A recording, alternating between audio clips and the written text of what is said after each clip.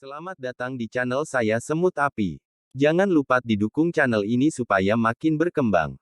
Banyak penduduk desa di sepanjang jalan merasa bahwa wajah Han Li agak asing dan dengan rasa ingin tahu meliriknya. Namun, tidak satu pun dari mereka yang repot-repot mendekati atau menanyainya. Akibatnya, Han Li bisa tiba di depan sebuah bangunan batu hitam yang agak usang tanpa halangan. Setelah ragu-ragu sejenak, dia mendorong pintu di depannya, tetapi pintu itu tidak bergerak sedikit pun. Han Li terkejut dengan penolakan pintu dan curiga ada yang salah dengan pintu itu. Tapi setelah mengambil napas dalam-dalam lagi, dia menggunakan seluruh kekuatannya. Meskipun dia tidak mengembangkan seni bela diri apapun, tubuhnya telah melewati pembersihan esensi dari pendirian yayasan dan formasi inti dan mampu mengumpulkan kekuatan besar.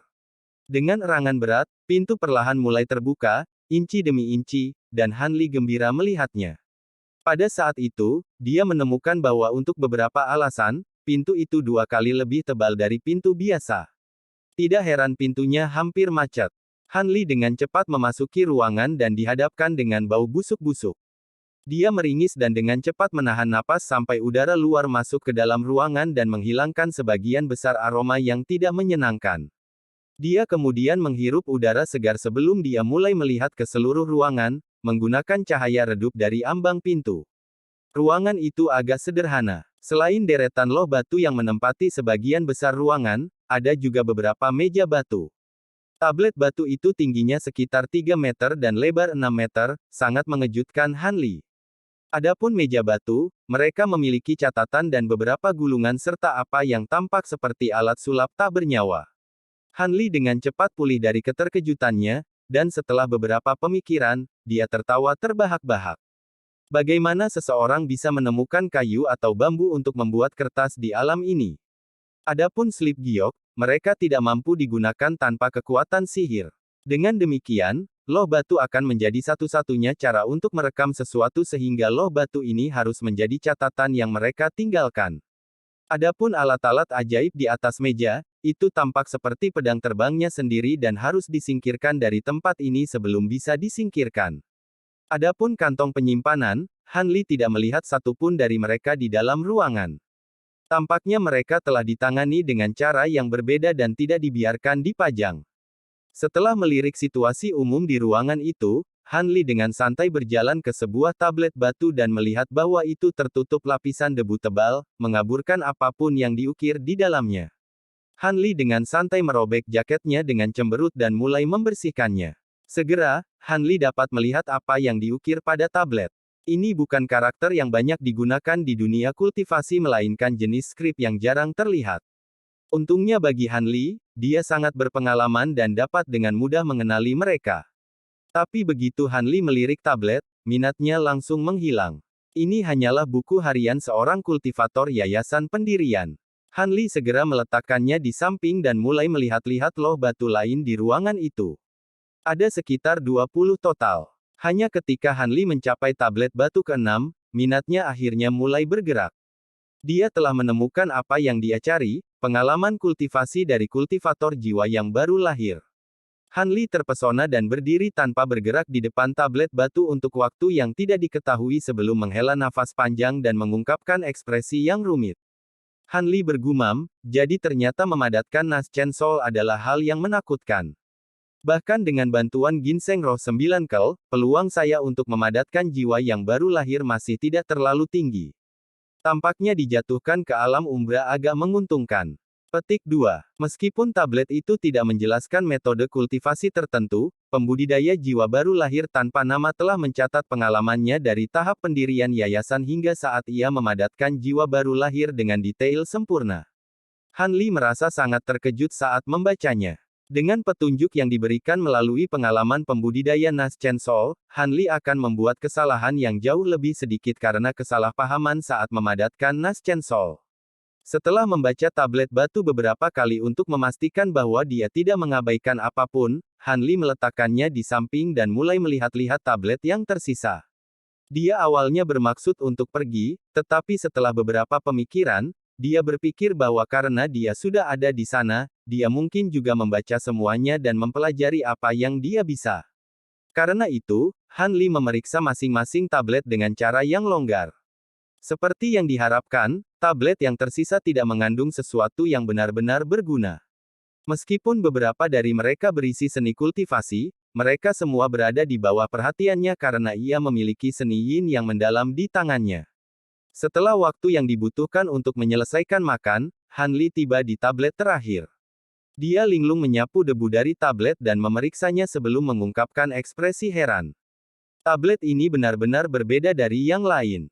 Itu diisi dengan ukiran halus, karakter seukuran beras yang jauh lebih kecil dari apapun di tablet sebelumnya.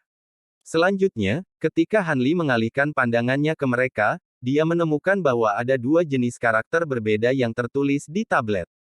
Salah satunya adalah bahasa kuno yang umum, tetapi yang lain dalam skrip binatang iblis. Keingintahuan Han Li sangat terguncang, dan dia mulai dengan hati-hati melihatnya sambil menjadi semakin bersemangat. Tablet batu adalah manual yang secara khusus dimaksudkan untuk mengajarkan bahasa iblis. Selanjutnya, itu sangat rinci dan memberikan penjelasan kata demi kata. Kultivator yang mengukir ini memiliki keakraban yang luar biasa dengan bahasa binatang iblis. Meskipun Han Li tidak bisa langsung memahami ajarannya, jika dia merekam teks dan membacanya perlahan hari demi hari, dia pasti bisa mempelajarinya. Dengan demikian, dia akan dapat dengan jelas memahami teknik iblis yang dicatat dalam buku persembunyian lama dan pelat iblis tembaga. Adapun apakah manusia bisa mempelajari teknik iblis atau tidak, Han Li tidak terlalu memikirkannya.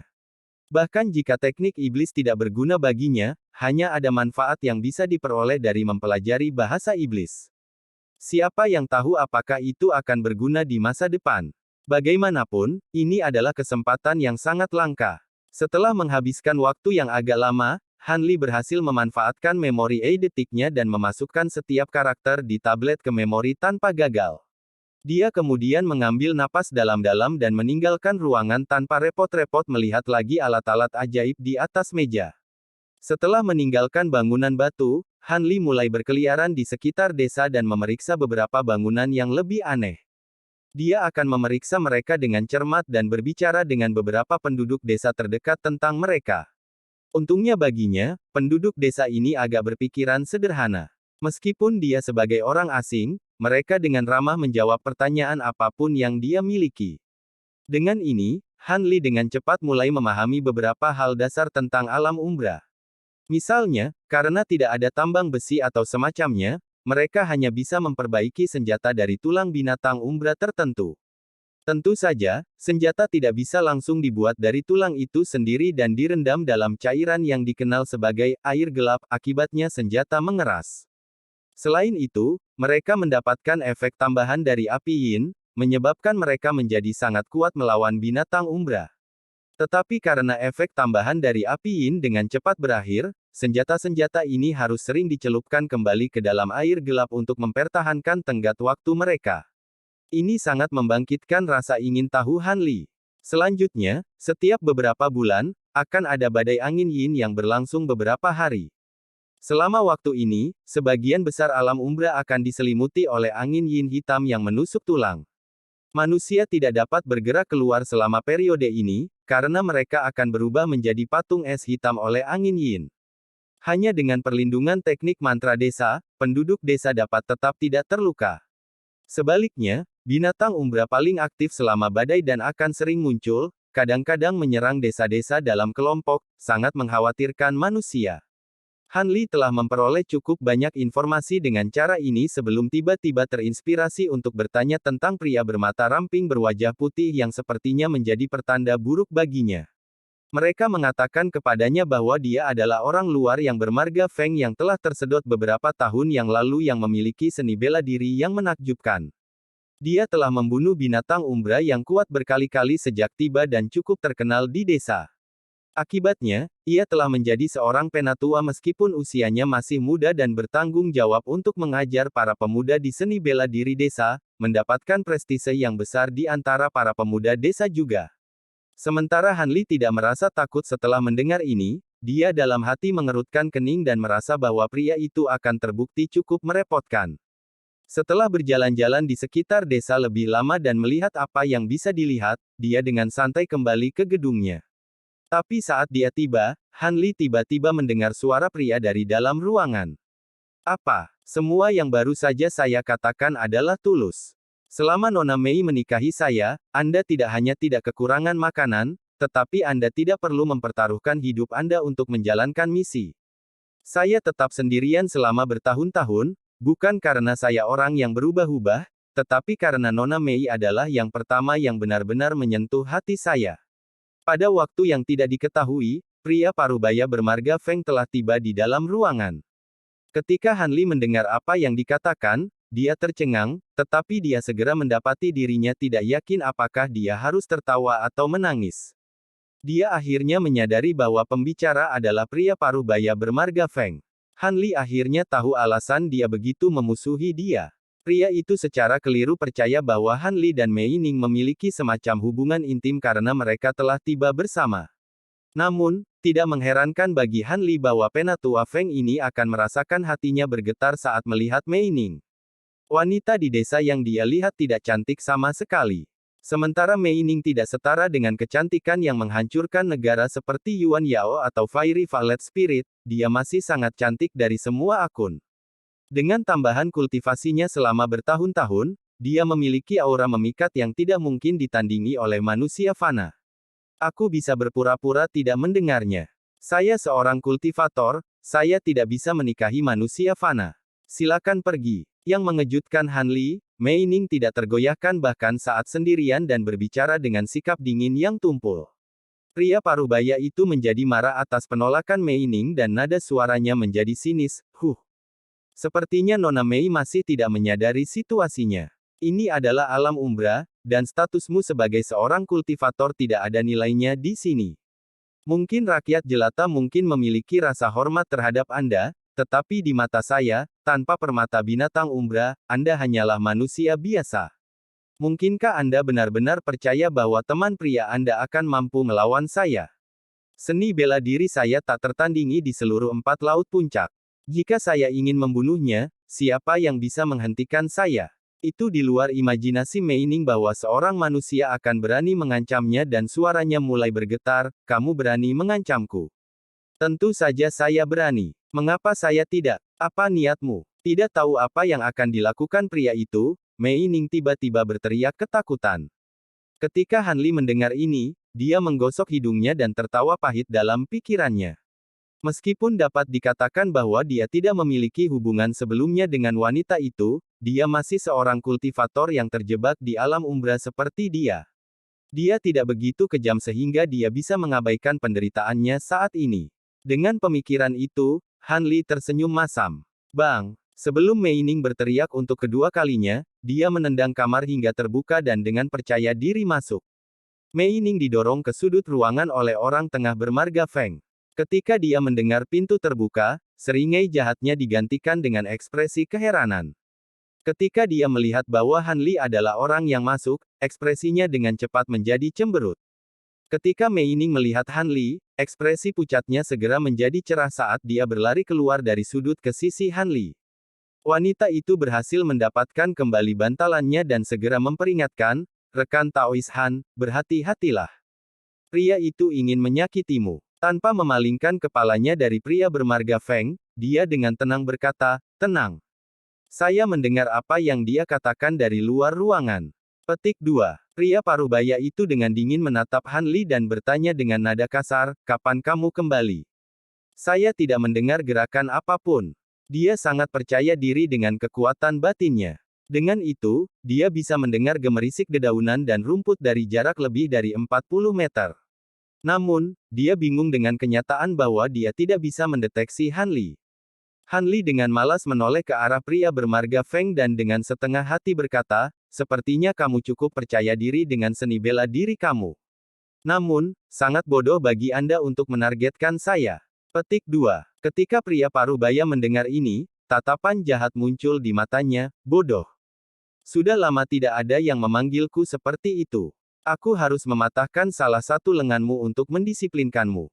Tubuhnya kemudian kabur tanpa sepatah kata pun dan dia menembak ke arah Han Li. Saat telapak tangannya menyerang dengan keras ke arah lengan kanan Han Li, itu tumbuh agak lebih besar dan membawa angin kencang. Dari tindakannya, Tampak bahwa dia benar-benar ingin mematahkan lengan Han Li menjadi dua. Saat Han Li menyaksikan serangannya yang cepat dan keras, sosoknya kabur dengan ekspresi tenang dan dia meninggalkan 4 bayangan berbeda saat dia bertemu dengan serangannya. Pria parubaya itu sangat terkejut dan secara refleks membalikkan telapak tangannya untuk menyerang siluet di depannya. Namun, siluet itu hanyalah ilusi, dan telapak tangannya hanya mengenai udara. Ini adalah, sebelum pria parubaya itu menyadari apa yang terjadi, belati biru kecil diam-diam ditekan ke tenggorokannya. Pria itu merasakan sensasi sedingin es bergetar di sekujur tubuhnya dan rambutnya berdiri.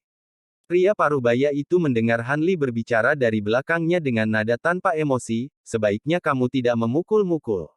Meskipun saya tidak ingin meninggalkan desa karena pembunuhan, jika Anda memaksa tangan saya akan dengan enggan melakukannya. Petik 2. Pria parubaya itu segera membeku ketika belati di tenggorokannya sangat tajam. Dia tidak percaya sedikit pun bahwa Han Li akan ragu untuk menggorok lehernya, dan itu hanya membutuhkan sedikit gerakan. Namun, ketakutan di wajahnya disertai dengan ketidakpercayaan total. Dia tidak bisa melihat Han Li berjalan di belakangnya sedikit pun. Karena dirimu yang terhormat berencana untuk mematahkan lenganku, sudah sepantasnya aku membalas budi dengan baik. Tanpa menunggu jawaban, Han Li dengan cepat meraih lengan bawahnya dengan sudut yang aneh dan tiba-tiba meremasnya. Retakan. Tulang lengan bawah pria parubaya itu patah dengan bersih dengan ledakan kekuatan yang tak terbayangkan. Meskipun pria parubaya itu sangat kuat, dia masih merasakan sakit yang luar biasa dari lengannya dan mengerang kesakitan.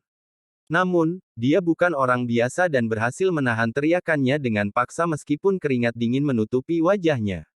Han Li menahan dorongan untuk menghabisinya dan tubuhnya kabur. Dengan ekspresi tenang, dia memperingatkan, ingat bahwa jika kamu berani memasuki gedung ini lagi, itu tidak akan berakhir dengan tanganmu. Aku juga akan mengambil nyawamu. Han Li mampu menekan pria itu dengan memanfaatkan efek ajaib dari pergeseran langkah asap, tapi dia tidak benar-benar berniat membunuhnya karena pasti akan ada seseorang yang melihat pria parubaya memasuki gedung ini. Dia tidak ingin tiba-tiba menjadi target pengejaran segera setelah datang ke tanah asing ini. Dengan mematahkan lengan pria parubaya itu, dia telah memberi dirinya ruang bernapas setengah bulan sebelum dia memulihkan kekuatannya.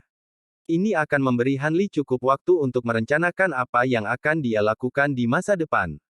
Dia tahu bahwa hukuman kecil seperti itu hanya tindakan sementara, dan jika dia membiarkannya pergi, dia pasti akan kembali untuk mendapatkan masalah, mengingat temperamennya yang kuat.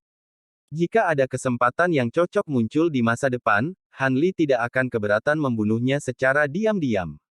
Saya benar-benar membuat kesalahan dalam penilaian. Saya tidak menyangka bahwa diri Anda yang terhormat adalah ahli seni bela diri peringkat atas. Saya mengaku kalah. Dengan ekspresi pucat, pria parubaya itu mengucapkan ini sebelum dengan cepat meninggalkan gedung. Sosoknya yang pergi membuat pemandangan yang agak menyedihkan. Ketika Mei Ning melihat pria parubaya itu pergi dari gedung, dia menghela nafas lega. Dia kemudian memberi hormat kepada Han Li dengan sedikit tersipu dan berkata, terima kasih banyak atas bantuan saudara Han. Han Li dengan santai memainkan salah satu pedang terbangnya sebelum dengan santai memasukkannya kembali ke dalam jubahnya. Dia dengan acuh tak acuh berkata, itu bukan apa-apa. Jika Anda benar-benar tidak tertarik pada orang ini, maka Anda harus melakukan yang terbaik untuk menghindarinya. Namun, jika Nona Mei berniat untuk tetap tinggal di desa ini, bukanlah ide yang buruk untuk menjadi pengantinnya. Mei Ning menggelengkan kepalanya dan dengan belak-belakan berkata, menikahlah dengannya. Sama sekali tidak. Sejak saya menginjakkan kaki di jalur kultivasi abadi, saya membuat janji bahwa saya hanya akan menikah dengan seorang kultivator tingkat tinggi. Bagaimana mungkin saya setuju untuk menikahi seorang manusia tanpa akar spiritual apapun? Ekspresi Han Li tetap tidak berubah setelah mendengar wanita itu. Dia diam-diam berjalan ke kursi dan dengan tenang duduk sebelum menutup matanya. Sementara wanita itu tidak dapat mencapai tingkat ketenangan yang sama seperti Han Li setelah apa yang baru saja dia alami, dia pergi ke ranjang batu dan juga duduk. Tidak lama kemudian, ekspresinya berfluktuasi ketika dia dengan penuh harap bertanya, rekan Taois Han, apakah Anda punya rencana bagus untuk melarikan diri dari tempat ini? Setelah hening beberapa saat, dia membuka matanya dan dengan malas berkata, apakah Nona Mei tidak mendengarkan metode untuk meninggalkan tempat ini? Bagaimana mungkin aku sudah memiliki ide bagus untuk itu? Ketika Mei Ning mendengar jawabannya, dia jelas tidak percaya padanya dan matanya dengan cepat memerah. Rekan Taois Han, jangan menipu saya. Ketika saya mendengar metode yang lebih tua, saya percaya bahwa itu tidak mungkin. Meskipun rekan Taois tetap diam, Anda tampak tenang dan percaya diri. Anda jelas harus memiliki beberapa metode untuk melarikan diri dari tempat ini. Mungkinkah saudara Han percaya wanita kecil ini menjadi penghalang dan berencana untuk pindah sendiri? Petik 2. Han Li mengerutkan kening sejenak sebelum dengan tenang berkata, rekan Taois Mei, sejak kita tiba di sini bersama, dapat dianggap bahwa ada takdir di antara kita. Karena Nona Mei sudah menyebutkannya, aku tidak akan menyembunyikannya lagi. Saya merasa bahwa saya agak mampu mendaki Gunung Stormwind. Terlepas dari apakah itu umbra binatang terbang yang mengelilingi gunung atau kabut halusinogen, saya memiliki metode untuk menghadapi mereka. Namun, cara-cara tersebut hanya akan berhasil untuk saya saja. Saya tidak memiliki keterampilan untuk membawa orang lain karena saya hanya bisa menjaga diri sendiri ketika bahaya mendekat. Rekan Taois Mei pasti akan mati. Karena Anda masih sangat muda, akan lebih baik untuk tinggal di sini. Mungkin akan ada kesempatan lain untuk pergi di masa depan. Kalimat terakhir seharusnya menghiburnya, tetapi ketika Han Li mendengar dirinya mengatakannya, dia tidak bisa menahan perasaan bahwa itu terdengar sangat artifisial. Namun, dia telah mengatakan yang sebenarnya. Wajah Mei Ning langsung memucat dan dia menggigit bibirnya dalam diam. Ketika Han Li melihat wanita itu terdiam, dia menghela nafas dan menutup matanya sekali lagi. Sejujurnya, dia tidak memiliki kesan buruk tentang Mei Ning. Apakah dia cukup mampu? Dia mungkin telah memberikan bantuan. Tapi untuk saat ini, Han Li tidak mampu untuk menambah beban untuk dirinya sendiri. Dia hanya bisa menenangkan hatinya dan meninggalkan wanita itu. Untungnya, bahkan jika dia tertinggal di alam umbra, dia tidak akan memiliki kehidupan yang terlalu sulit. Paling buruk, jalur kultivasi immortalnya telah berakhir. Dia tidak punya apa-apa untuk merasa bersalah. Ruangan itu menjadi sunyi. Setelah waktu yang tidak diketahui berlalu, Han Li percaya bahwa wanita itu kecewa. Ketika dia hendak tertidur, dia tiba-tiba mendengar dia berkata, jika saya dapat memulihkan sedikit kekuatan sihir Anda untuk sementara, apakah Anda dapat membawa saya keluar? Apa? Mata Han Li terbuka dan dia menatap wanita itu dengan tidak percaya. Rasa kantuknya benar-benar hilang. Mei Ning melingkarkan tangannya di lututnya saat dia duduk di tempat tidur. Wajahnya menoleh ke samping seolah-olah dia tidak berbicara. Saat Han Li meragukan apakah dia salah dengar atau tidak, wanita itu meregangkan tubuhnya dan mengangkat kepalanya dengan tekad yang jelas di matanya. Aku punya metode untuk mengembalikan sedikit kekuatan sihir ke Brother Han untuk sementara. Meskipun hanya berlangsung sesaat, itu akan sangat membantu ketika Han Li mendaki gunung. Namun, selain membawa saya pergi dari tanah ini, saya memiliki syarat lain untuk bantuan saya. Petik 2. Setelah Mei Ning mengatakan ini, ekspresinya tampak aneh, menyebabkan Han Li merasa sedikit ragu. Han Li menatap wanita itu dan berbicara dengan nada berat, bukannya aku tidak percaya padamu, tapi bahkan seorang pembudidaya Nas Chen Soul terjebak di sini, tidak mampu memulihkan kemampuannya.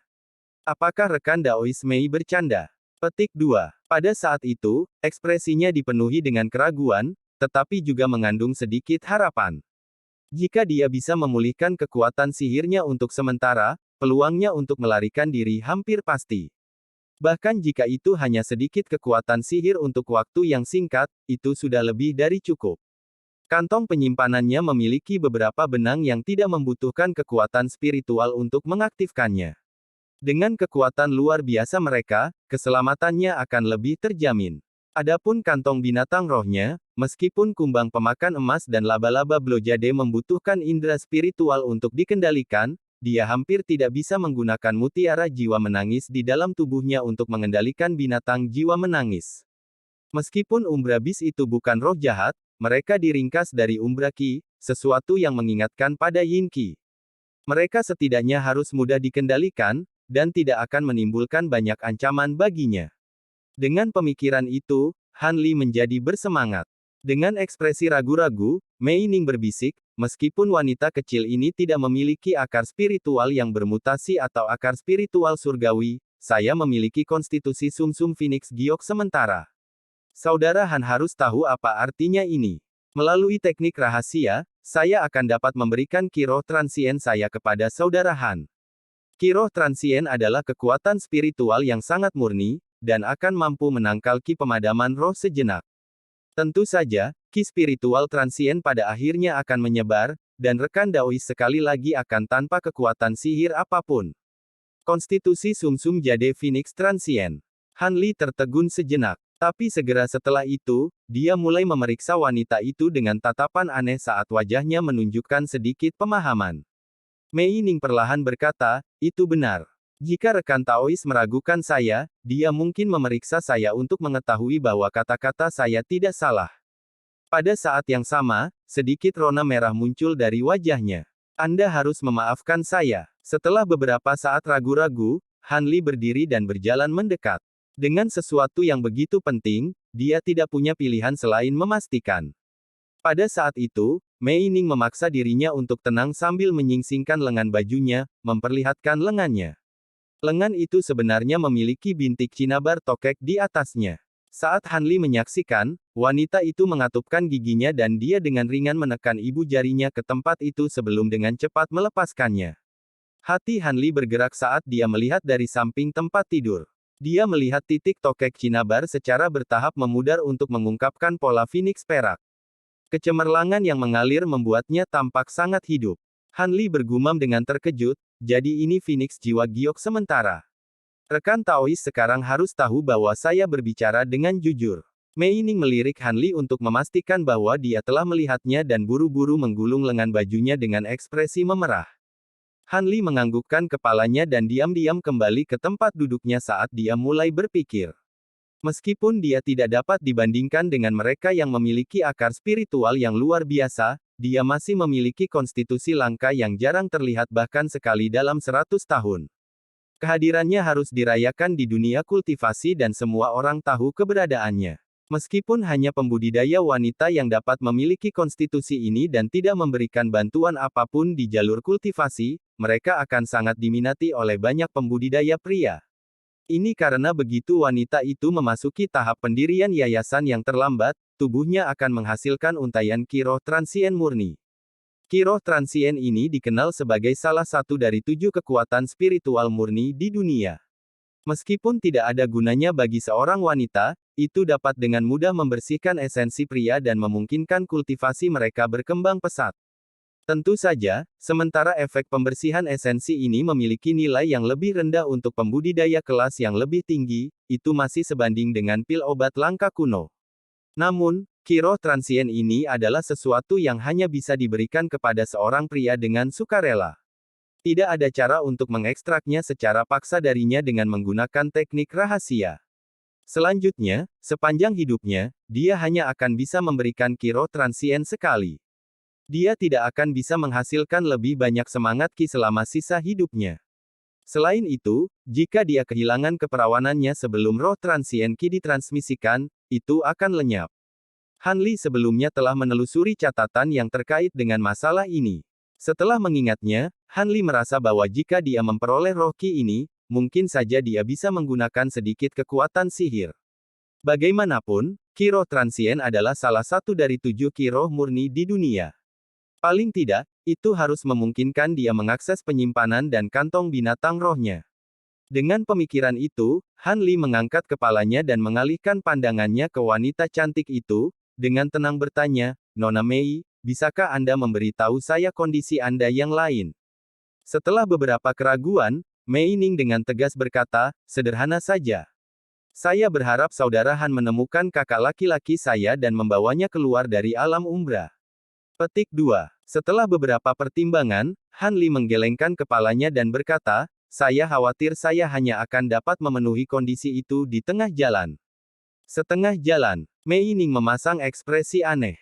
Jelas dia tidak mengerti apa yang dia maksud dengan ini. Ya, ada alasan lain mengapa saya tidak bisa tinggal di alam umbra terlalu lama. Karena itu, saya hanya bisa setuju untuk melakukan yang terbaik dan menghabiskan 3 bulan mencari saudara Anda. Jika saya tidak dapat menemukannya dalam waktu itu, maka saya harus segera berangkat. Setelah beberapa pemikiran, dan merasa bahwa Han Li tidak akan mengalah tentang masalah ini, dia menganggukkan kepalanya dan setuju, 3 bulan. Tempat ini tidak begitu besar. Anda harus dapat menemukannya pada waktu itu. Baiklah, saya terima. Han Li tersenyum pada penerimaan jujurnya. Mei Ning kemudian menatap Han Li dan perlahan berkata, meskipun aku baru mengenalmu sebentar, aku tidak percaya bahwa aku telah salah menilaimu. Karena itu, untuk membuktikan kepada Anda bahwa saya bermaksud menepati janji, saya akan memberi Anda kiro transien kapanpun Anda meminta. Jika saudara Han menginginkannya sekarang, maka saya tidak akan ragu untuk memberikannya kepada Anda. Han Li terkejut bahwa wanita itu berbicara begitu belak-belakan. Namun, keterkejutannya hanya berlangsung sesaat sebelum ekspresinya dengan cepat kembali normal. Alam umbra sangat berbahaya, dan kejutan hampir pasti akan terjadi. Akan lebih baik jika saya segera memulihkan kekuatan sihir sehingga saya dapat mengambil beberapa harta. Kalau tidak, kita mungkin tidak siap ketika bahaya datang mengetuk. Petik 2. Ketika Mei Ning mendengar Han Li, dia mengangguk tanpa terkejut sedikit pun, tetapi dia segera memikirkan sesuatu dan sedikit rona merah muncul di wajahnya. Dia berbisik, jika saya masih memiliki kekuatan sihir, saya akan dapat dengan mudah memberi Anda kiro transien hanya dengan sentuhan tangan. Tetapi dalam keadaan ini, saya hanya dapat mentransfernya kepada Anda melalui kontak mulut ke mulut. Ketika Mei Ning mengatakan, kontak mulut ke mulut, dia menundukkan kepalanya dan suaranya hampir tidak bisa dibedakan. Han Li terkejut, tetapi setelah melihat rasa malunya yang menyayat hati, detak jantungnya semakin cepat. Untuk memulihkan kekuatan sihirnya, dia harus mencium wanita cantik ini. Ini adalah urusan memikat yang bahkan tidak pernah terpikirkan oleh Han Li, membangkitkan sensasi aneh di hatinya. Udara di dalam ruangan menjadi tidak jelas hangat. Melihat Mei Ning diam-diam menundukkan kepalanya, Han Li tahu bahwa dia tidak akan mengambil inisiatif meskipun memiliki sedikit pengalaman dalam hal ini. Lagi pula, mereka tidak memiliki hubungan yang sangat intim. Dengan pemikiran itu, Han Li tanpa berkata-kata berdiri dan tiba di sisi ranjang batu dengan kabur, duduk dekat di sisi wanita itu. Mei Ning tanpa sadar menariknya ke belakang, tapi lengan Han Li melingkari pinggangnya, menahannya di tempatnya. Jantung wanita itu mulai berdebar kencang saat dia mengangkat kepalanya. Ketika dia melihat senyum misterius Han Li, dia menundukkan kepalanya lagi dengan wajah memerah. Namun, Han Li mengangkat kepalanya dengan tangannya yang bebas dan mencegahnya untuk berbalik. Mei Ning merasa pikirannya benar-benar kosong saat jantungnya berdebar. Han Li menarik napas dalam-dalam dan mencium aroma samarnya. Kemudian ketika dia melihat pesona malu-malu yang terpancar dari matanya, hatinya menjadi kuat dan dia tidak bisa lagi menahan diri. Dia menundukkan kepalanya dan dengan keras menekan bibirnya ke bibirnya. Itu hangat, harum, dan bahkan sedikit manis, membangkitkan perasaan ekstasi. Saat ini terjadi, mata Mei Ning menjadi lemah dan putus asa. Tapi beberapa saat kemudian, dia mendapatkan kembali bantalannya dan dia dengan lemah berusaha mendorong Han Li menjauh. Meskipun dia sudah membuat persiapan untuk kemajuan Han Li, dia menjadi diliputi rasa malu saat menghadapi hal yang nyata dan menjadi benar-benar bingung. Meskipun wanita ini memiliki banyak pelamar, dia tidak pernah berhubungan intim dengan salah satu dari mereka. Ciuman itu mengirimkan gelombang ekstasi ke seluruh Han Li, membuatnya dipenuhi dengan keinginan. Ketika dia mendorong tangannya ke Han Li, dia dengan kasar menekan tubuh lembutnya. Mengambil keuntungan dari fakta bahwa mereka berada di tempat tidur, dia dengan rakus menggenggam bibirnya dengan bibirnya seolah-olah itu adalah ambrosia. Mengingat kekuatan rendah Mei Ning, dia telah kehilangan harapan untuk membebaskan diri begitu dia memasuki pelukannya. Meskipun dia telah berjuang dengan lemah untuk sesaat, dia akhirnya melepaskan semua perlawanan dan menutup matanya, menghirup aroma maskulin pekat yang mengelilinginya. Pipinya merona merah saat bulu matanya yang panjang berkibar, dan pikirannya menjadi bingung dan tersesat. Untuk sementara waktu, wanita itu benar-benar lupa untuk memberikan kiro transien. Namun, karena keinginan kuat Han Li, dia bisa mendapatkan kembali kejelasan dari hasrat gilanya setelah beberapa saat. Han Li berpisah dengan Mei Ning untuk sementara waktu dan mendekatkan mulutnya ke telinga kecilnya yang halus. Dia terkekeh dan berkata, "Nona Mei, meskipun perasaan seorang pria dan seorang wanita yang bersama benar-benar indah, jangan lupa untuk memberikan ki roh transien kepadaku. Ketika dia mendengar ini, tubuhnya gemetar dan wajahnya menjadi merah tua. Perilaku kasar Han Li dari sebelumnya kini telah menghilang. Dia dengan lembut menekan bibirnya ke mulut kecilnya dan mulai merasakan sensasi dingin perlahan memasuki tubuhnya dari bibir mereka. Han Li tidak berani lalai dan buru-buru turun dari Mei Ning dan duduk bersila ke samping saat dia mulai mengedarkan ki spiritual ke seluruh tubuhnya. Segera setelah itu, Mei Ning duduk tegak di tempat tidur dan dengan bingung meluruskan jubahnya yang acak-acakan dengan wajah merah. Untuk sementara waktu, dia tidak mampu mendapatkan kembali bantalannya. Wanita itu dengan ragu-ragu mengintip Han Li dan melihat bahwa matanya tertutup, menyebabkan dia tanpa sadar menghela nafas lega. Dia kemudian berdiri dari tempat tidur dan berjalan ke kursi yang awalnya diduduki Han Li. Ekspresi rumit muncul di wajahnya saat dia mulai menatap ekspresi tenang Han Li. Setelah waktu yang tidak diketahui, Han Li akhirnya membuka matanya dan melihat ekspresi khawatir di mata Mei Ning. Pada saat itu, dia buru-buru memalingkan wajahnya, tidak berani menatap tatapannya. Han Li tersenyum saat melihat wanita itu bingung. Namun, senyumnya segera menghilang saat dia menamparkan kantong penyimpanannya. Item mulai terus muncul dengan kilatan cahaya putih, muncul di sisi Han Li. Tidak lama kemudian, tumpukan besar telah terbentuk. Ada bahan seperti kulit binatang iblis di antara barang-barang ini. Tidak diketahui untuk apa Han Li menggunakannya. Kamu bisa menggunakan kekuatan sihir.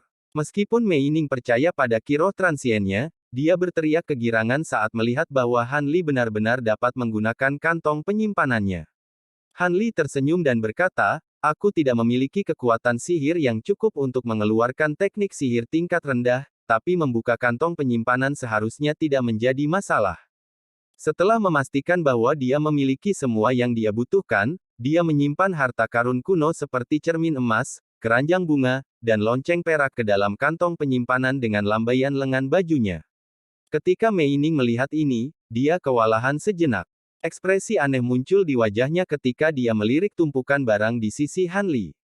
Merasa ada sesuatu yang salah, dia dengan ragu bertanya, Kakak Han, aku belum menanyakan ini padamu. Apakah Anda seorang pembudidaya yayasan pendirian?